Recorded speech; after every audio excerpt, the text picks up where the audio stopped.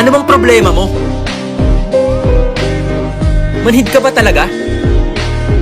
Pre, teka. Pre, ano ba? Nagbibiruan lang tayo dito.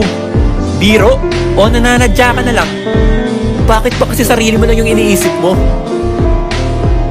Ano ba nangyayari sa'yo? Matuto ka din kasing makinig, pre. Sa tingin mo ba talagang ganong tao si Blue?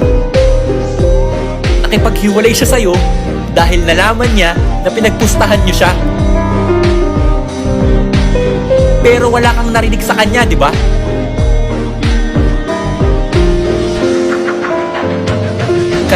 Kasi sa akin siya lumapit, pre. Sa akin siya nagtanong.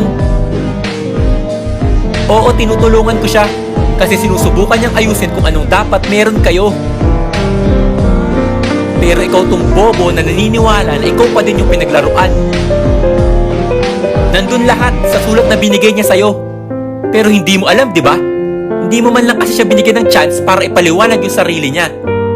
Nakipaghiwalay siya sa'yo kasi ayaw niya na magsimula lang kayo ng dahil lang sa pustahan. Ayaw niya na magsimula kayo sa maling paraan. Naiintindihan mo ba? Kaya pilit niyang inaayos hanggang ngayon. Kasi gustong gusto ka niya eh.